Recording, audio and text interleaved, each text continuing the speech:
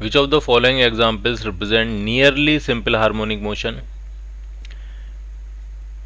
and which represent periodic but not simple harmonic motion? मतलब आपको ये बताना है इसमें से कौन से सिर्फ पीरियोडिक हैं और कौन से सिंपल हार्मोनिक हैं। First, the rotation of earth about its axis, earth का अपनी एक्सिस का रोटेशन, तो ये कैसा है? ये आपका पीरियोडिक मोशन है, सिंपल हार्मोनिक मोशन नहीं है, क्योंकि इसमें कोई मीन पोजीशन नहीं है जिसके about to and fro motion हो रहा हो।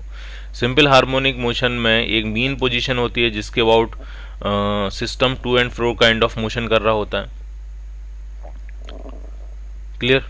तो इसमें ऐसे कोई मीन पोजीशन वगैरह नहीं है। तो ये जो पहला है वो आपका, ये है आपका पीरियोडिक मोशन, पीएम, ये एसएचएम नहीं है। ठीक। Second, motion of an oscillatory mercury column in a U tube, U tube में लिक्विड कॉलम का की हाइट या उस लिक्विड का मोशन।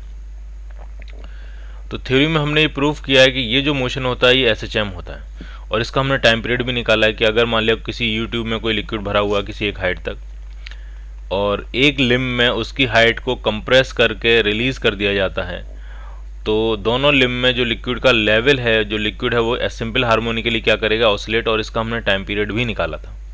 ठीक। तो ये बी पार्ट जो है वो क्या है आपका? एसएचएम। अब जरा सी पे आते हैं। Motion of a ball bearing inside a smooth curve bowl when release from a point slightly above the lower most point, मतलब इस तरह की सिचुएशन आपको समझना है आराम से इसमें हो क्या रहा है। मान लिया एक बाउल है और एक बॉल को आपने यहां से रिलीज किया। ठीक। तो ये जो बॉल है वो इस तरह से इसमें मोशन करेगी, और ये मोशन जो होता है वो सिंपल हार्मोनिक मोशन होता है। ठीक है। फॉर स्मॉल एम्पलीट्यूड, अगर हम बहुत ज़्यादा ऊपर से छोड़ेंगे और स्फेरिकल बॉल है फिर ये एसएचएम नहीं होगा, बट अगर आपने थोड़ा सा ऊपर छोड़ा है तो ये नियरली क्या होता है? एसएचएम होता है इस तरह से। और ये जो मीन पोजीशन होती है, ये जो होती है ये इसकी मीन पोजीशन बनती है, इसके अबाउट ये to and fro kind of motion करता रहता है। ठीक। तो ये सी वाला पार्ट जो है वो भी क्या बनेगा आपका? एसएचएम।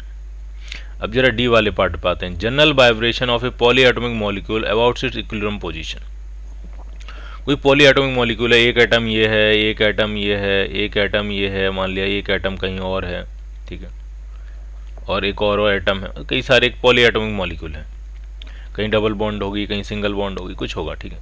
इसके जनरल वाइब्रेशन की बात कर रहे हैं, तो इसमें कोई एक वाइब्रेशन तो होगा नहीं, इसमें तो कई सारे वाइब्रेशन होंगे। ठीक है। ये वाली बॉन्ड किसी और फ्रीक्वेंसी से वाइब्रेट कर रही होगी, ये वाली बॉन्ड किसी और फ्रीक्वेंसी से वाइब्रेट कर रही होगी, ये वाली बॉन्ड किसी और फ्रीक्वेंसी से वाइब्रेट कर रही होगी, अलग अलग बॉन्ड्स जो हैं वो अलग अलग फ्रीक्वेंसी से वाइब्रेट्स कर रही होंगी। तो इसका जो ओवरऑल सिस्टम होगा वो इन सभी वाइब्रेशन का जो होगा वो सुपरपोजिशन होगा। हो सकता है कि एक बॉन्ड जो है वो ऐसे सिंपल हार्मोनिकली वाइब्रेट कर रही है, लेकिन फिर कोई एक ही फ्रीक्वेंसी नहीं होगी उसकी। ठीक है। किसी और कई सारी नेचुरल फ्रीक्वेंसीज होती हैं, ठीक है, जिन पे वो वाइब्रेट करती है। क्लियर? तो इसका कोई सिंगल कोई एसएचएम से ये से हम कोरिलेट नहीं कर पाएंगे। तो ये पीरियोडिक तो हो जाएगा बट ये एसएचएम नहीं होगा। तो ये लास्ट वाला भी क्या होगा आपका? Periodic motion. क्लियर?